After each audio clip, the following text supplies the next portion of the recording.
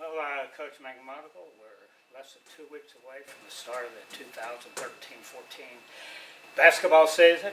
You've really turned the program around here. We've had 2 straight 500 seasons, but I guess you're ready to go well above that 500 mark. Right, we are. You know, we talked a lot about last season and going 500, and we always talk about, you know, once you really get in the habit of winning a lot, you know, the ones that really hurt you are the ones where you felt like you should have won that game. And we felt like we had a couple last year that slipped away, and we want to focus on this year, not losing those close games where we felt like if we would have done a couple things a little bit better in those games, we're going to capitalize on those mistakes and this year turn those games around into W's.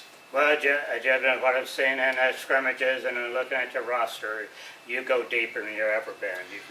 You got size inside, you got some good ball handlers, and how about shooters? Oh, yeah, we have some shooters. You know, we're still trying to work on some cohesiveness offensively to get those guys more shots.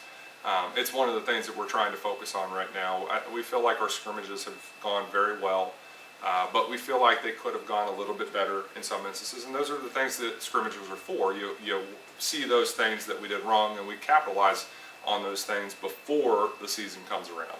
Well, here in a minute or so, we'll be watching one of your scrimmages against White Oak and have you comment on your players. I believe I've got most of them in. Okay. And like me, like the rest of the family, we're ready for some basketball. Right. So enjoy watching the scrimmage and some of the lines this season. Okay, Coach, this is action from your scrimmage against White Oak, and feel free to comment on individual players on the floor. Well, you know, right there, we're getting the tip, and right off the bat, you know, we're telling Caleb and John Ernst that we really want to run the floor this year, and we're looking for a lot of transition points to help us offensively. And you know, Caleb hits the block very quick for that early first layup. You know, as you can see, we get another quick steal.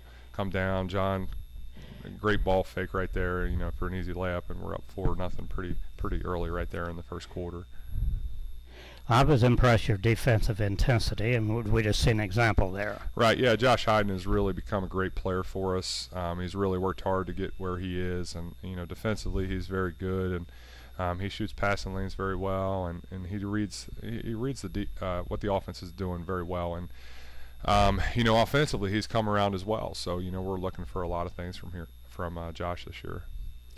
And the way it looks, you're going to have a hard time coming up with a solid lineup. A lot of kids may not start, but they're going to see a lot of playing time. Well, you know, we've really been toying with the lineup a lot, and we don't know at this point who we should start and you know who should come off the bench. And to be honest, you know, that's a great problem to have because we do go very deep this year, and you know, we'll eventually settle down and find a good lineup. But you know, I mean, it could change depending on who we play too as well. So. You know, there's a lot of good kids, and to be honest, if we start, you know, 5 kids obviously, and then there's a couple kids on the bench that, you know, probably deserve to start.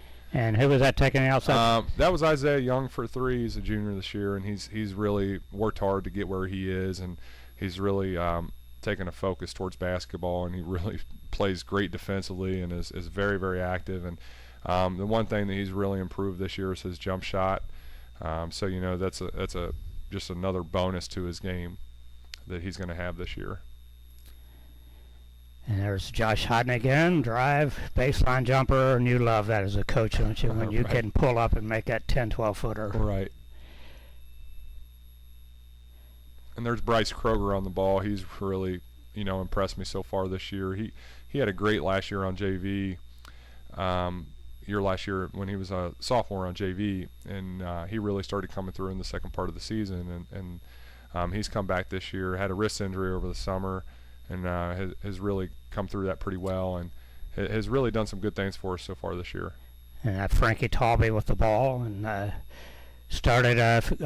played a lot as a freshman last year in varsity, and right there he is with the jumper. And you know, and we're Frankie's a little frustrated with his jumper right there. As you can see, he was kind of fading away a little bit, and he's not real settled within his offensive game right now. But we know he has it, and he knows that he's capable of shooting the ball well and doing well offensively. And we're trying to get him out of that, you know, funk before, you know, the season starts. Well, he'll be fine. He got football muscles too.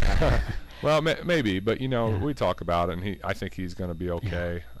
You because we will rely on him, to be able to shoot the ball from the perimeter. And also, he's very quick and he's a strong kid that he can get inside as well. He's got great defensive hands, but they're calling a lot of hand checks this year. Is that going to affect the way you play defense? I don't think so. I think we teach our kids to play aggressive and up on the ball. And we have kids that want to stay in the game, but at the same time, we realize that we do go deep. So, I think if we play aggressive, that's probably the best thing that we can do. And you going to press much? Well, I think it depends. We just definitely want to play up and guard the ball. And I didn't see any zone play during your scrimmage, so you're still the old man-to-man defensive philosophy? Yeah, I like that smash mouth defense and just coming up and saying, hey, you know what? We're going to play man-to-man and let's match up. And there we just saw Frankie make a great pass inside. Right, and that was the junior John Buckingham, who's really kind of beefed up since last year, and he's about 6'6", and he's grown some, and he's really hit the weights pretty well this fall, and as you can see, he's really done a good job with blocking shots. Had eight block shots yesterday in our scrimmage. He's really worked hard on his inside game, and he's finishing a whole lot better. And we look for a lot of good things from him as well this year. There he is coming out. Well, that's one thing. Right there is probably a foul. Officials let it go in a scrimmage, but we're going to have to make sure that we keep him out of foul trouble. And he's gotten better. I think, last year there was a summer league that we played in, and he got 4 fouls in about a minute and a half of play. And he's really started to settle down and understand, how to use his body, how to use his body frame a little bit better. That was senior Gary Crawford right there. The first shot was not a bad one, or kind of a bad shot, kind of out of position for it, but he stuck with it and ended up with a nice finish there. And well, he does some dribbling in one of these takes coming up.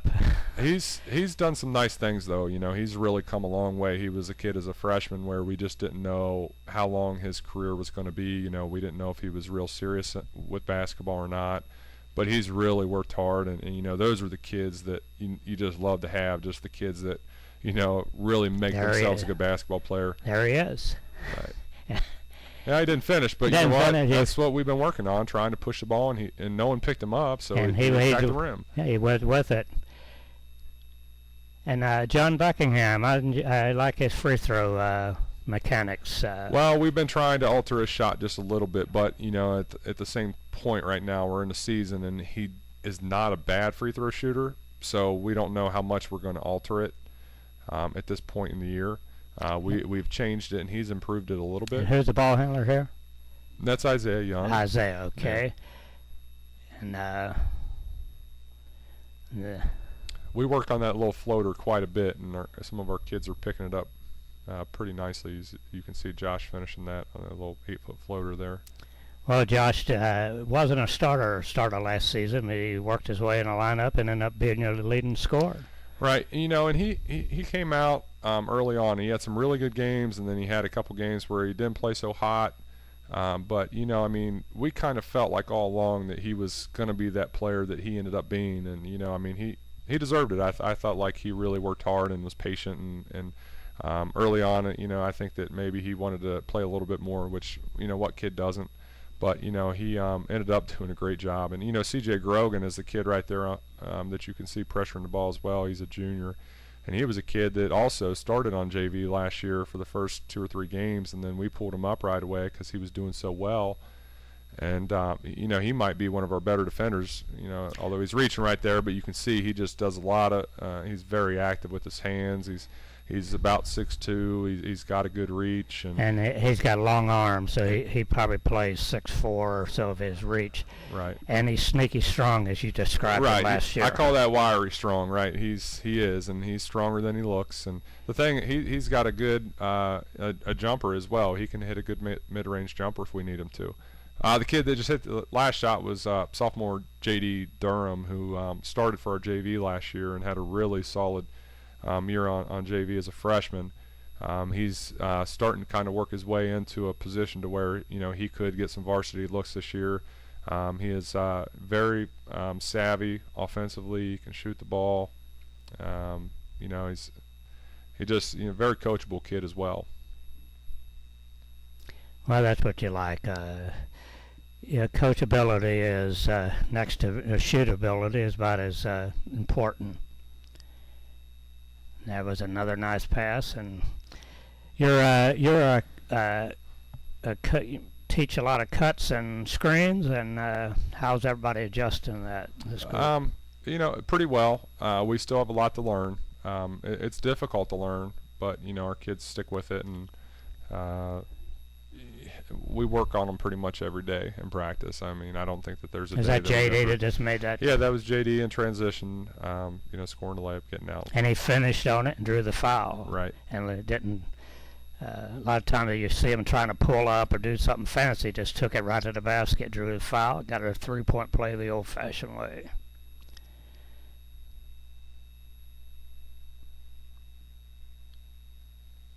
But I was impressed the way they ran the floor, and they were in position. They played their defense in position, get the rebound, and they hit the outlet man. Right. You didn't have to look. There's several plays, and they hit him out in the elbow, and you had your fast break going. Right. I watched a lot of film over the summer of a lot of our games from last year, and I was looking at a lot of our outlet passes, and our point guard, who was a great point guard for us last year, but was always sitting really close, and our posts were really, really slow in getting the ball out. So we didn't really have much of a transition game last year, and so that was one of the points of emphasis that I wanted to make sure that we worked on that, and we had it in our game plan so we could use it if we need it.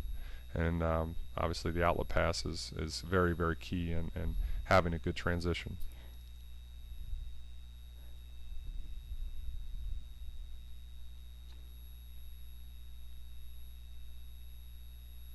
So you do have a team where you can go to a 4-guard offense if you need to, or you could throw 3 big guys inside.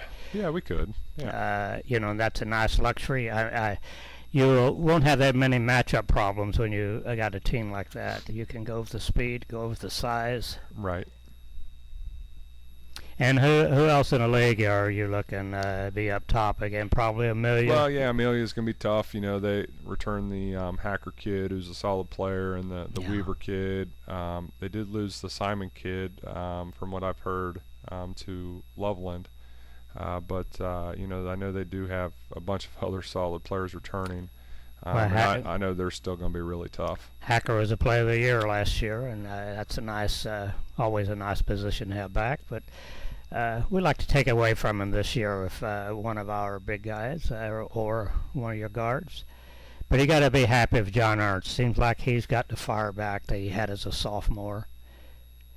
Right, yeah, he's definitely practicing very hard this year, and it seems like he wants it. And I think that he's basically ready to have a really good year this year. Well, he had a great sophomore year, made All-League, and John had a good year last yeyear. He did. He just didn't have a year compared to his sophomore year, and that's you give yourself a pretty high level to start with, and I'm saying we probably were overcritical about his play, but he was still a double-figure scorer, and he's going to give you 8-9 rebounds if he stays in the game. He just started off a little bit slow last year. I think that was really the main issue. I think really once he settled in, he really had a good second part of the year, which is why he ended up on first team. I don't think that John had a bad year last year by any means. I think he had a good year. I think that sometimes expectations are always really high when you have a really good sophomore year, and maybe some people felt like he should have had a better year, and and I hope that sometimes when people say that, I think that hopefully that just kind of adds some fuel to the fire so he can have a really great senior year this year. Yeah, that's John Buckingham again inside. And John has really worked hard on his game. He has, yeah. And I told him he should be playing one-on-one in gym with his sister all the time. Now she used to come to a lot of our open gyms, and they would play against each other. So, well, she's our first Big Ten basketball recruit. Yeah, that's awesome. That's awesome. And unfortunately, I always say New Richmond's the 5'10" athlete capital of the world. We have a lot of 5'10" to 6-foot kids, so they're good basketball players. But it's hard to play the next level when you're well, you're 6'4", 6'5", and you know that's short anymore. And when you go think of a Division I, Right. But Right. we're definitely, I mean, we should be one of the bigger teams in the conference this year. Most of the teams that have scrimmaged us have actually come in the gym and said, "Wow, you guys have some, pretty decent size." and you got a little bulk too with it and strength. And now, if it looks like John Buckingham, who worked in a weight room, John Ernst as strong as can be, Right. and it's Josh Hyden surprises me every time I watch him play with his strength. He gets in there Right. inside in battles. He's got a lot of core strength, and you hear a lot of people talk about that nowadays.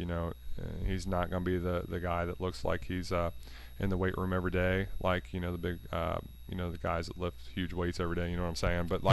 But he's one of those guys that when he gets in a good stance, I mean, he's one of the stronger guys out there, and it would be a big surprise, just because he does have that. He really focuses on a lot of core muscles in that core area when he's in the weight room, and he does. He's one of our better kids in the weight room when it comes to lifting. Just a really good leader when we are in the weight room. He is one of the guys that says, "Hey, we're not taking too many breaks. We're going," and he's a leader in the weight room. So that's why Well, I that's think what he you does want, good job. Right? because that's not always the happiest part about playing a sport is the conditioning. Right. Till you get into the season, and halfway through the second half of the season, whoever had the best conditioning is going to be the team to handle.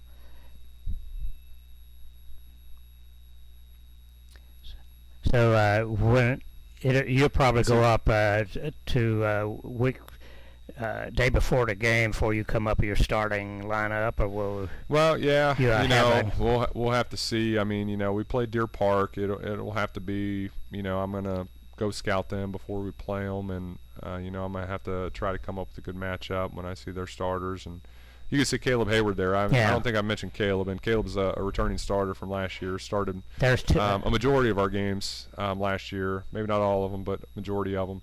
And he's a really solid player for us inside, and he's a player too. I mean, to be honest, if we really needed to, we could put him at the 3. He's got a really good touch from the perimeter, but also he's able to come inside and rip down some boards and get a couple stick backs. And when he uses either hand, you just saw him make a left-hander and right-hander, and like I said, gets in position for the rebound. That was Bryce Kroger there on the drive. Yeah, he's got speed, a golfer. Well, if he's a golfer, he's going to shoot well, right? Yeah. And he can shoot the ball too. Well, that's what you need. Do you have any? Who are your 3 shooters? Frankie, Josh Hyden, Isaiah. Who else can knock down the 3? We have a bunch of guys. I mean, well, we don't want to give the other opposing team. Well, I mean, I think we were already giving them that, but yeah, they're going to know those 3 for sure. Right. I don't think we're giving away any secrets. No. But we actually have. You'd be really surprised the amount of kids that can shoot some 3s on our team, and there's going to be some guys if they think that they can't shoot and they leave them open, they're going to knock them down. I've given Gary Crawford the green light to shoot 3s if no one guards him on the perimeter, and that would be a big surprise to a lot of people. Yeah, with the ball right there, he's actually got a really good touch around the perimeter. That's good. I am really impressed. I know he had to work hard. I'd say that first part of these scrimmage highlights where he brought the ball up, no one guarded him, he took it right at the hole. He made a couple nice shots. Say his hustle always seems to be there is boxing out down the other end. He was in position to get the rebound if it came his way. He just got his wisdom teeth taken out the other day, so he's missed the past couple days of practice. He was at our scrimmage last night, just watching, but he's still in some pain. So he'll be back at practice in a couple days. He'll be ready for the start of the season. And that's Cody Kirshner there, junior. Yes. He's Cody's about 6'3". Yeah, and he's got some good touch. Still got some fundamentals that we gotta touch up on, but he's done a good job so far. You I saw the rosters. You probably play a couple of the juniors down because you want them to have playing time on JV. Right. I think we're in a situation right now to where we got a ton of kids coming back, and I'm not the biggest fan of having juniors on JV, but I think that it's a situation to where we need to have them because once we lose our seniors this year, you need to not look past this year, but always be thinking in the future, and when you're trying to keep a program going and stuff. I think we're going to put some of those kids on JV, just give them a couple minutes.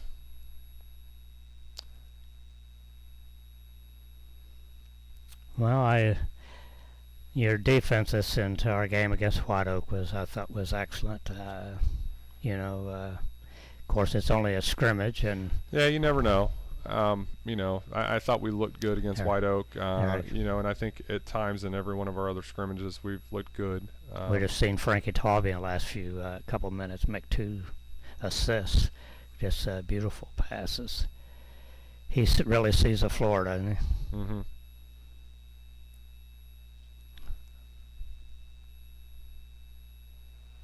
And there's John Buckingham running the floor. Yeah. We've really tried to focus on our bigs getting up and down the floor. Well, you want them down, get down the floor. If we won a ball game because John Ernst followed up. Right. That's what you want. Yeah. And he hadn't done it, you'd have lost. That's a Taft game, not Taft, but Hughes, right. 2 years ago, and that's so important to. The big guys cannot stand around. Mm-hmm. And that program's really come around again. In the past couple of years, they really struggled a few years back, and now they've really turned around. They, I think, made it to the maybe Elite Eight last year. Yeah, and you had to play down at their place last year. Who are your non-league opponents this year? After Deer Park. Oh, we got Deer Park, Hughes, Marymount, Ripley, St. Bernard, Anderson, and CHCA are in our Christmas tournament. But we'll get Hughes here again this year. Right, yeah, Hughes will be here. That'd be a good, interesting ball game.